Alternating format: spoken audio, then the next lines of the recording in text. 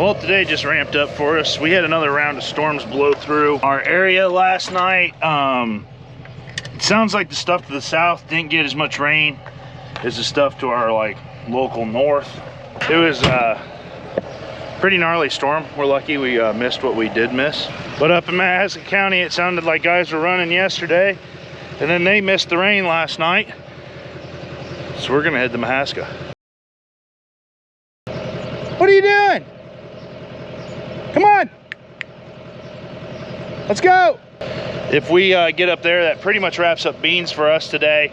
Other than I got to do a little bit more for a neighbor, and then probably some stuff after some hay gets cut. But pretty much, unless I go start doing some custom planting, which is probably a possibility, because planting progress in this area is way behind where it probably should be. And then we are on to spraying. We are way behind on spraying. It's pretty disappointing. So anyways, we got to go get ready to go to Oskaloosa. I got to get this corn that's a little bit of that's on here, pull out the bean planter, check it out, fuel it up. Then it's a 2.5 hour road trip to the Mahaska County farm, and then we'll probably be going and seeing my buddy Marshall, Barnyard Fencing, who has helped us out quite a bit, and we're going to probably put his soybeans in the ground. And then maybe bring the tractor back tonight, or just leave it up there and go get it at a later date. Okay, first thing I gotta do, get seed onto the tender, get fuel in the 8110. I have fuel on the barrel of my truck from the other night when Molly filled it up. I didn't fill up the planter or the tractor at 11 o'clock at night when it was gonna rain. I just went home.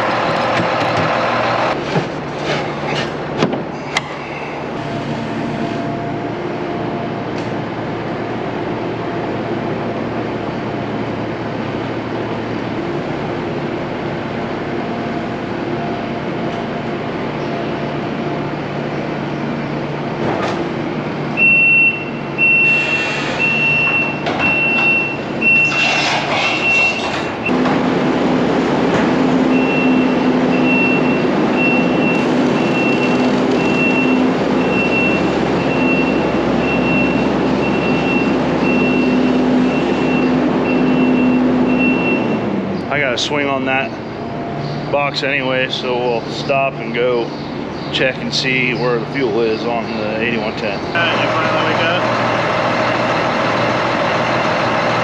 Oh yeah, we gotta go to Oski today, or we can go to Oski today. Yeah, yep. So we'll do that, and then I'm gonna do Marshall's for him. He's tilling, Marshall's tilling right now. As soon as I get done with that, I'm leaving with the planter, so just come get my truck and head to Oski.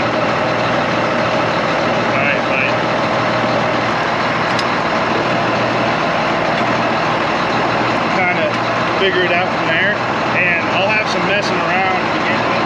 Forgot you guys.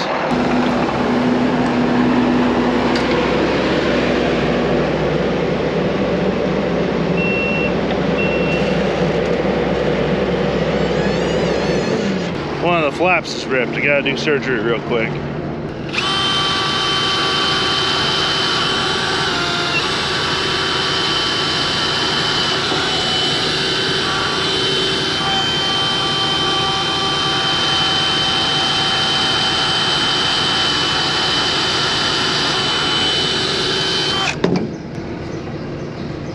You guys can't even see what I'm doing. I drilled the holes through these deals, and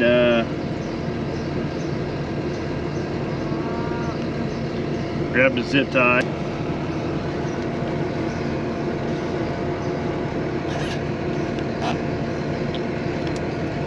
Make a stitch, basically.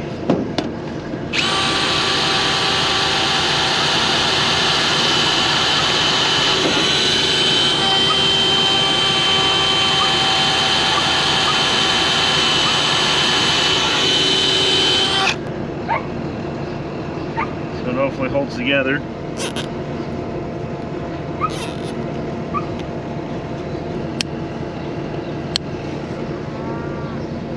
Fixed dish.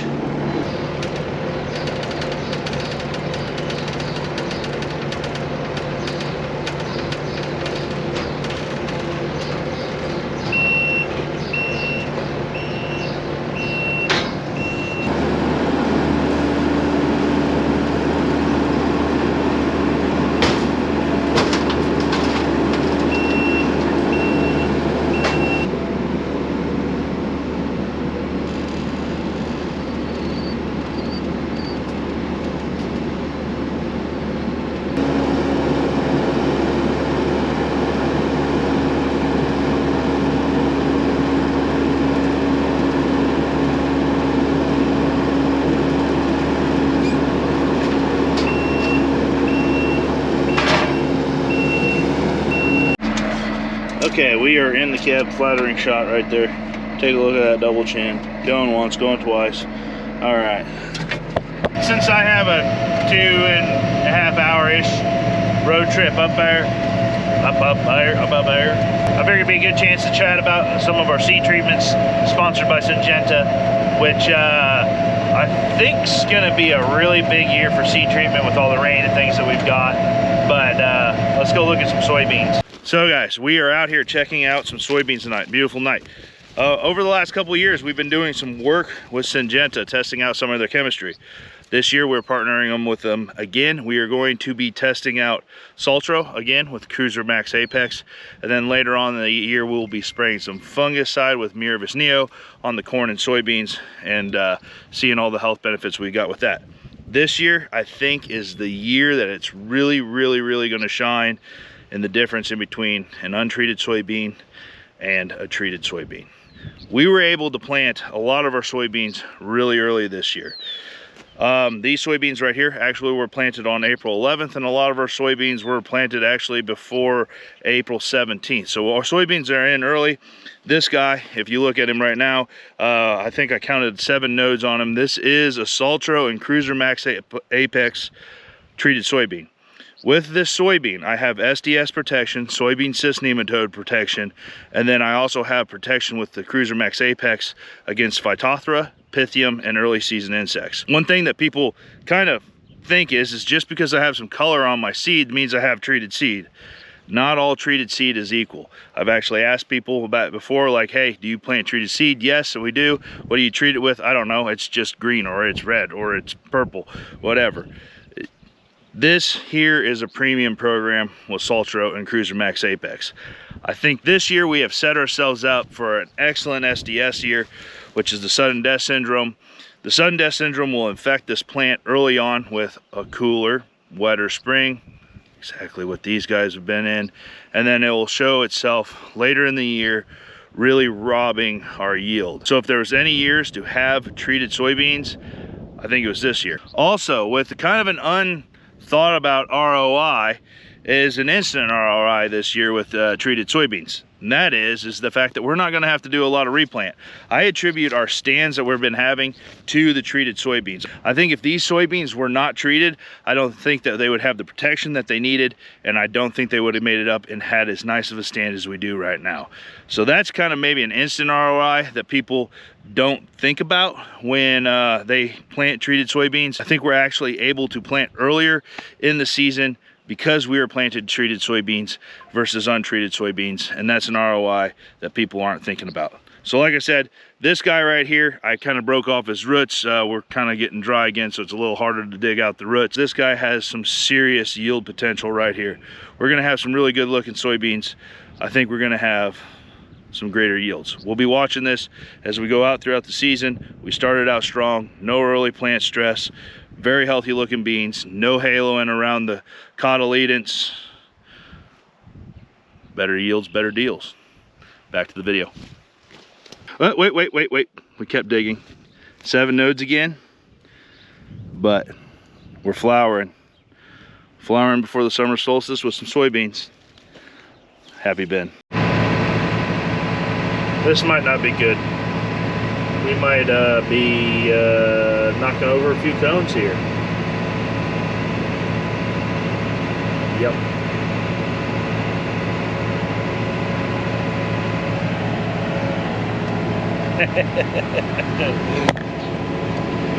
Cone pinball here in a second. I don't know, I might be able to, that looks kind of tight. That's too tight there. Probably not the first tractor that's rolled through their construction zone.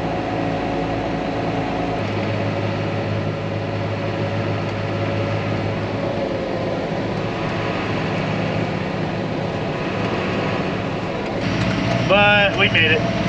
No traffic cones were harmed in the making of this video. Kind of take you a tour on the way up here. So right around the lake right now, so there's Brownie's 3Bs, which is really good breakfast. And it's a bait shop if you're ever around Lake Rathbun. And then we are coming up on Honey Creek State Park, Honey Creek State Park, and then there's Honey Creek Resort. Anyways, GoPro died there. There's Honey Creek. there. It's a resort. It was built years ago, kind of under new management right now. They're trying to revamp it and get it going, but pretty decent golf course. Other than they took our monitors out of our golf carts. Not the biggest fan of that, but they're doing that, and actually the state's trying to give it to the county right now. There'll be a big debate down that locally on if that should happen or not, but that's a cool place. Honey Creek's right there, and now we're rolling into Albia. A couple things in Albia. There's a really neat greenhouse, Ogles greenhouse over on that side, and also in town here is our Kinsey dealer is Belzer's. That's actually as you head west on 34. This is the intersection of 5 and 34. You head that way to Ottumwa, that way to Sheraton. There's a steakhouse in town, which is Bogey's, usually really busy on Fridays and Saturday nights.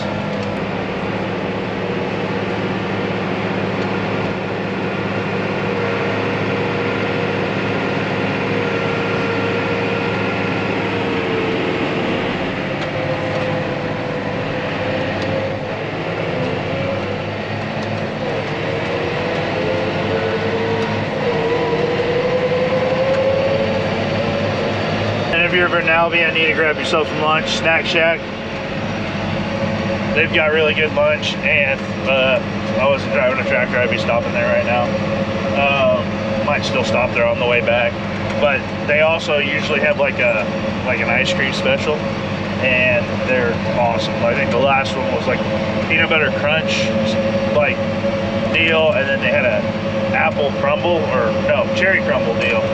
Yeah, good place to get some ice cream too.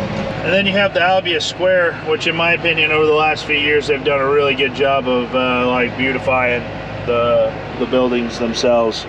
Very nice looking. And then one of Molly's favorites is the Nightingale Bakery. And of course it's really not a town in Iowa if it doesn't have Casey's. Triticale and rye chopping going on up over here. Pushing the pile.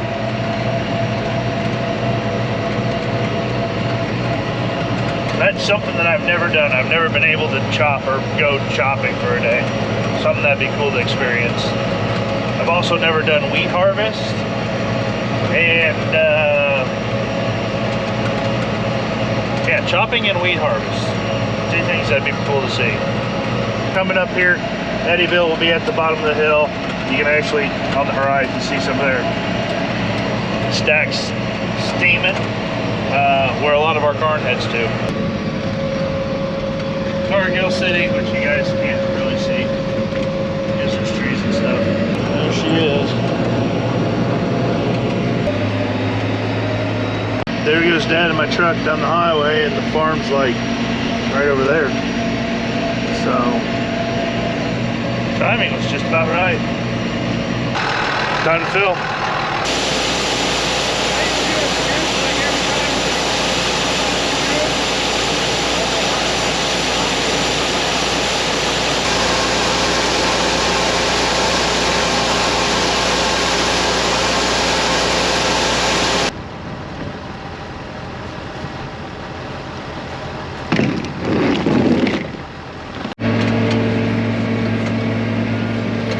Up and running. Don't know if you can see the drone flying right there or not. I'm trying to get the planter to run, put both rows in between the 30-inch row corn. That way the corn stalk's still standing there. I'm trying that. It's kind of working. It's also kind of not. So, but Kinsey's down here taking some pictures. They want some pictures of the 3605, stuff like that. You might, guys, if you ever visit the Kinsey Innovation Center, might see a tractor and a planter in there that you guys recognize. So, we're up, we're going. We're 13 acres into 78. We had a little bit of seed flow issues, nothing too terrible, just a slight minor headaches, but that's what happens when your planter gets parked and sits there for legitimately a month and draws a little bit of moisture, and then takes a 2-hour ride, packs the seed down. Took us a second to get some of the row units flowing, but other than that, we're up and running. It's a little bit tacky, but the beans are going in.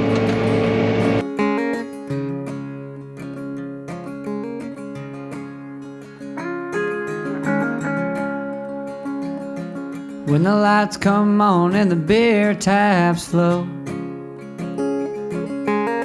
And I hear the crowd singing Life of a Rolling Stone. When hell freezes over and the vandals are worth a damn, that's when I'll see you again.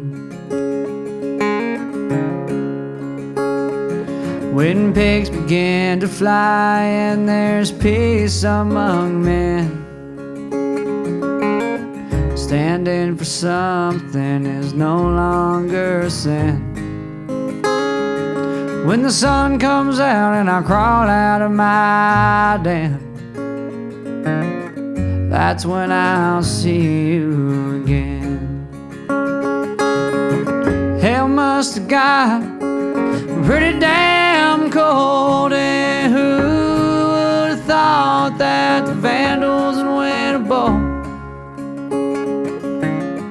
When I look out tonight, all I see are my friends.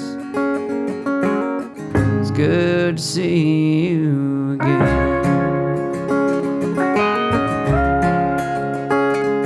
And you can die for your country and have a smoke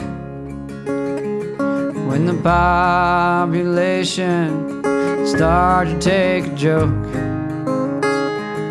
When the meteor hits and time just ends, that's when I'll see you again. Hell must have got pretty damn cold, and who would have thought that the vandals would win a bowl? When I look out tonight, all I see are my friends. Say I'm good to see you again. Hell must have got pretty damn cold, and who would have thought that the vandals would win a bowl? When I look out tonight, all I see are my friends.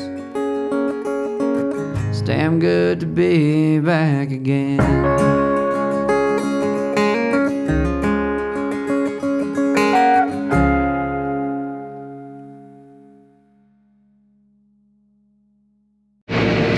So I was eating my sandwich. This is like year 9 or something like that this farm's been no-tilled. And you can still see the bean stubble from last year. And you can see the corn root balls from 3 years ago out here still. Kind of wild. I think so. But, you know, our definitions of wild might be different.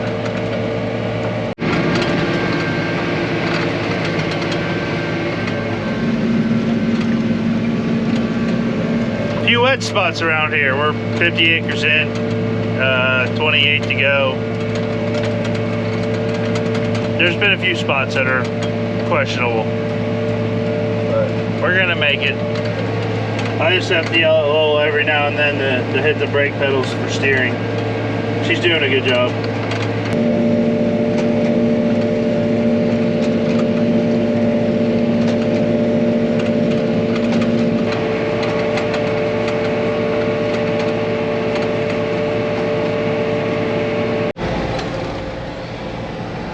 "64 acres in."